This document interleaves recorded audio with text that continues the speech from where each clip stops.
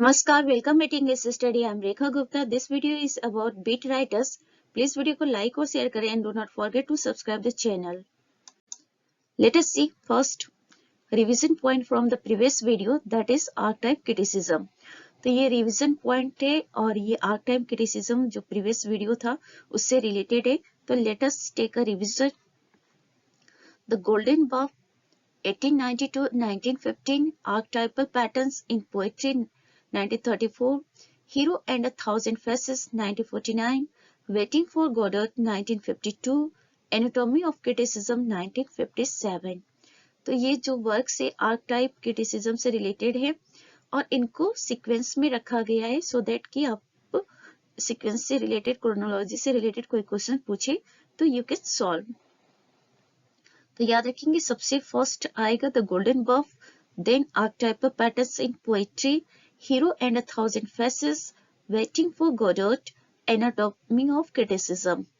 The golden bough का जो time period है वो 1890 to 1950, archetypal pattern in poetry it's 1934, hero and a thousand faces 1949, waiting for Godot 1952, anatomy of criticism 1957। कुछ और भी important facts जो प्रीवियस वीडियो के उसको देख लेते हैं। Carl ji Jung applied the term archetype. तो यहाँ पे देखिए जो कार्ल जी जुंग करके जो पर्सनैलिटी है, ऑथर है, इन्होंने ही आर्कटाइप जो टर्म है इसको अप्लाई किया है। Jung's theory of the collective unconscious, और इनकी जो थ्योरी थी जंग की वो क्या थी, कलेक्टिव अनकॉन्शियस की थ्योरी थी, जिसको लेटर ऑन अदर जो आर्कटाइप क्रिटिसिज्म से रिलेटेड पर्सनैलिटी है उन लोगों ने रिजेक्ट किया था। और आर्कटाइप क्रिटिसिज्म से रिलेटेड जो ऑथर है मॉड बॉटकिन है, G Wilson Knight, Robert Graves, Philip Wheelwright, Richard Chase, Leslie Fiedler and Joseph Campbell. तो ये जो लोग हैं ये आर्कटाइप क्रिटिसिज्म से रिलेटेड हैं। एक बार फिर से देख लेते हैं। Maud Bodkin, G Wilson Knight, Robert Graves, Philip Wheelwright, Richard Chase, Leslie Fiedler and Joseph Campbell. Archetype criticism वाले जो वीडियो थे उसमें नॉर्थअप फ्राई का कुछ उन्होंने प्रेजेंट किया था सीजन से रिलेटेड। तो इनका आर्कटाइपल स्कीमा है जो सीजन का यूज करके इन्होंने बताया था नॉर्थअप फ्राई में। तो summer season, autumn, winter, spring को यूज किया था इन्होंने। समर किस चीज को इंडिकेट करता है according to him, it's romance, romance means the birth of hero. Autumn tragedy को इंडिकेट करता है, ट्रेजेडी में क्या होता है, मूवमेंट टुवर्ड्स डेथ और डिफीट ऑफ द हीरो। तो ट्रेजेडी में क्या होता है, या तो जो हीरो होता है उसकी डेथ होती है या उसकी हार होती है। विंटर, आयरनी और सिटायर, द हीरो इज एब्सेंट। तो विंटर किस चीज को इंडिकेट कर रहा है, आयरनी या सिटायर को, जिसमें हीरो एब्सेंट होता है। स्प्रिंग कॉमेडी को इंडिकेट करता है, और कॉमेडी में क्या होता है, रीबर्थ होता है हीरो का। तो याद रखेंगे ये नॉर्थअप फ्राई का कॉन्सेप्ट है सीजन से related. Summer, autumn, winter, spring. Summer romance, autumn tragedy, winter irony और सिटायर, स्प्रिंग कॉमेडी। तो ये रहा रिवीजन पॉइंट। अब ये जो वर्क्स है इनके ऑथर के बारे में आप लोग को पता है तो आप लोग बता सकते हैं, नहीं पता है तो वीडियो के एंड में पता चल जाएगा। Now we will start today's video. In the 1940s and 1950s, a new generation of poets rebelled against the conventions of mainstream American life and writing. What has been said here? तो 1940s और 1950s के time period में क्या होता है कि कुछ poets जो थे उन्होंने रिबेल कर दिया था, ऑब्जेक्शन कर दिया था। जो मेन स्ट्रीम अमेरिकन लाइफ थी और राइटिंग्स थी उसकी जो कन्वेंशन चली आ रही थी, जो परंपरा चली आ रही थी, उसको उन लोगों ने रिजेक्ट कर दिया, उसके अगेंस्ट एक तरह से रिबेल कर दिया था। तो ये कौन लोग थे, यही वो लोग थे जिन्हें बीट पोएट्स या बीट राइटर के नाम से जाना जाता है। तो इस तरह से इन लोगों ने जो मेन स्ट्रीम अमेरिकन लाइफ और राइटिंग की कन्वेंशन थी उसको इन्होंने ब्रेक किया 1940s और 1950s के टाइम पीरियड में, और ये लोग कहलाए बीट पोएट्स या beat writers. A name that evokes weariness, down and outness, the beat under a piece of music and beatific spirituality. इन लोगों ने क्या किया, जो उस समय की जो वियरीनेस चल रही थी, जो लोग जो स्पिरिचुअलिटी को छोड़ के भाग रहे थे, मटेरियलिज्म की तरफ भाग रहे थे, money was everything for them, तो इस तरह की चीजों के अगेंस्ट ये राइटर्स राइट करते हैं और साथ में ये म्यूजिक को भी अपना एक साथ बना लेते हैं, तो इसीलिए इन्हें बीट पोएट्स या बीट राइटर्स कहा गया है। Their work explored and influenced American culture and politics in the post-war era. Post-war era में जो अमेरिकन कल्चर और पॉलिटिक्स था, उससे उस चीज को इनके वर्क ने क्या किया, प्रभावित किया। तो बीट राइटर्स के वर्क्स जो थे वो क्या किए, बीट राइटर्स के वर्क ने इन्फ्लुएंस किया, प्रभावित किया, अपना इम्पैक्ट डाला अमेरिकन कल्चर और पॉलिटिक्स पे पोस्ट वार एरा के, यानी कि वर्ल्ड वार के बाद जो अमेरिकन कल्चर था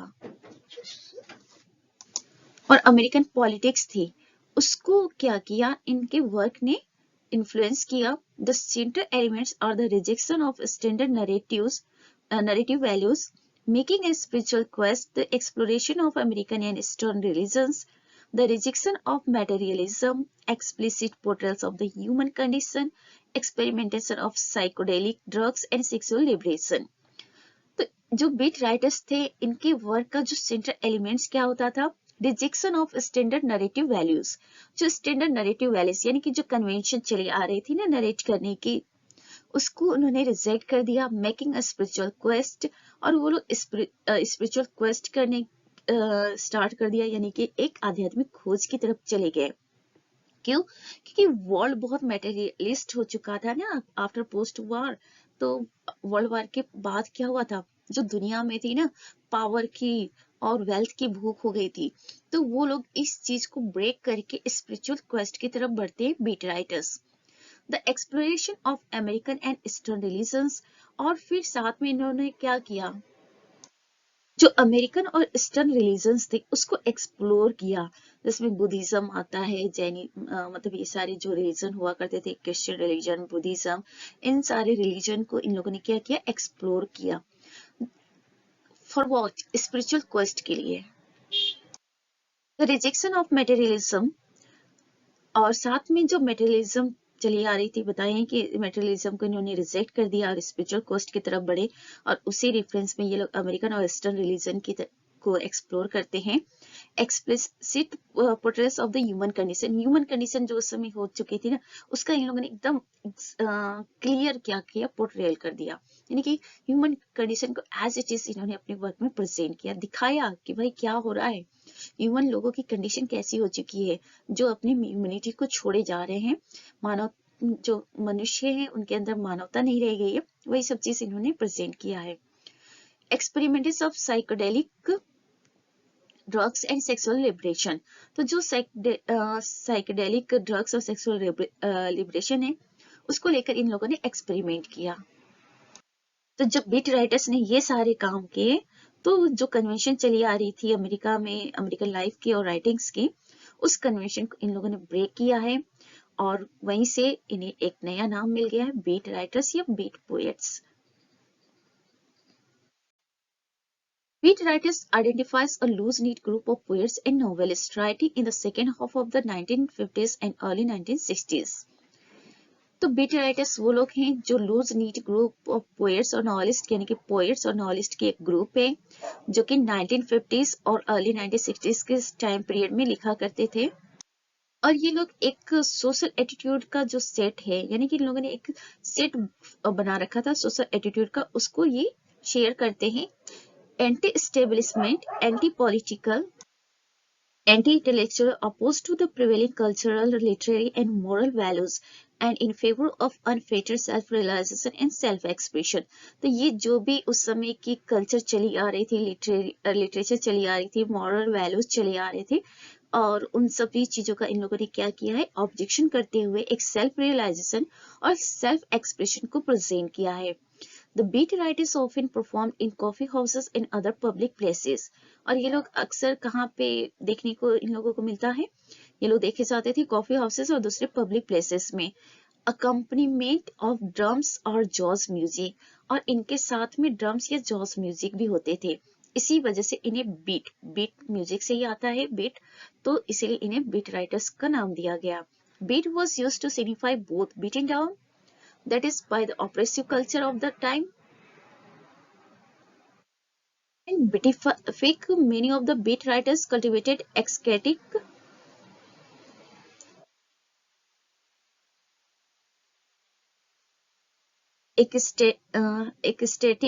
states by way of Buddhism, Judaism and Christian mysticism.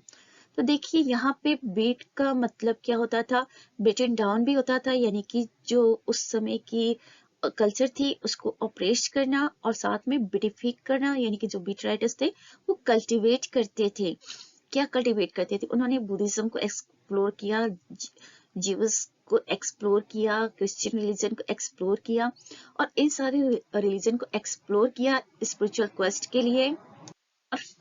और फिर उन लोगों ने बताया कि what is actually what should be the human life actually. तो फिर उन लोगों ने जो ह्यूमन कंडीशन है उसको, उसके रियलिटी को प्रेजेंट किया और बताया कि लोग कहाँ जा रहे हैं, मेटेरियलिज्म की तरफ भाग रहे हैं, और स्पिरिचुअलिज्म तो बिल्कुल नहीं रह गया है, मॉरल वैल्यू भी डिक्रीज हो गई है। तो उन सब चीजों को इन लोगों ने ऑब्जेक्शन किया, और उसके लिए इन लोगों ने बुद्धिज्म, ज्यूइज्म और क्रिश्चियन जो इस तरह के रिलीजन थे उनको क्या किया, एक्सप्लोर किया।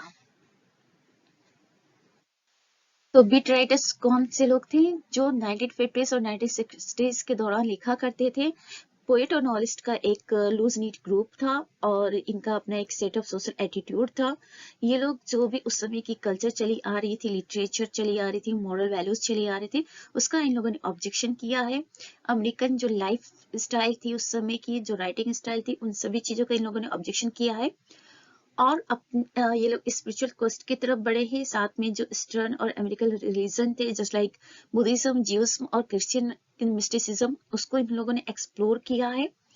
और इन्हें बीट राइटर्स का जो नाम दिया गया है, एक्चुअली ये एक म्यूजिक, ड्रम या जॉज म्यूजिक के साथ ये लोग चला करते थे, दैट इज वाई इनको बीट राइटर्स का नाम दिया गया। बीट का मतलब क्या होता है, बिटन डाउन और बिटिफेक। बिटन डाउन में यानी कि ऑपरेसिव कल्चर उस समय की जो थी उसको बीट डाउन करना, उसे नीचे करना, कम करना, और साथ में बिटिफिक का मतलब हुआ है कि वो लोग जो राइटर्स थे वो कल्टीवेट करते थे। ठीक है, तो ये सारी इंपॉर्टेंट चीजें जो आप लोगों ने देखा। Now we will move to ahead. The group included such diverse figures as the poets Allen Ginsberg, Gregory Corso, and Lawrence Ferlinghetti, and the novelist William Burroughs and Jack Kerouac. तो ये सारे poets जो थे इस group के थे, beat writers group के, Allen Ginsberg, Gregory Corso, Lawrence Ferlinghetti, और साथ में novelist William Burroughs and Jack Kerouac. तो ये सारे नाम आपको याद रखने होंगे, क्योंकि पूछा जा सकता है कि ये कौन कौन से जो राइटर या पोएट हैं जो बीट राइटर्स के नाम से जाने जाते हैं, तो इनके नाम याद रखेंगे। थोड़े टेढ़े हैं बट याद तो रखना ही पड़ेगा। गिन्सबर्ग जो है, एलन गिन्सबर्ग, इनका वर्क है हाउल, 1956 का वर्क है, is a central beat achievement in its breathless chanted celebration of the down and out and the subculture of drugs addicts, social misfits, and compulsive wanderers, as well as in its representation of the derangement of the intellect and the senses affected by a combination of sexual abandon, drug hallucinations, and religious ecstasy. तो इन्होंने, Ginsberg ने अपने work hall में क्या present किया, जो कि 1956 का वर्क होता है इसमें इन्होंने उस समय की जो भी कंडीशन थी ह्यूमन लाइफ के, उस सब चीजों को इन्होंने प्रेजेंट किया है। जो सब कल्चर था, ड्रग्स एडिक्शन थी, सोशल मिसफिट था, कंपल्सिव वॉन्डरेंस था, और साथ में इन्होंने जो एक तरह से सेक्सुअल अबॉन्डेंट को इन्होंने क्या किया, प्रेजेंट किया है, ड्रग जो हॉल्यूसिनेशंस थे, रिलीजियस एक्सटेसिस थे, इन सब चीजों पर इन्होंने ये वर्क लिखा है हाउल। A representative novel of moment is Jack Kerouac On the Road 1958, Williams S. Burroughs Naked Lunch 1959। तो इस टाइम पीरियड के जो रिप्रेजेंटेटिव नॉवल है उन्हें भी देख लीजिए। जैक कैरोस का है ऑन द रोड जो कि 1958 का वर्क है, और विलियम्स बरोव्स का वर्क है नेकेड लंच 1959 का।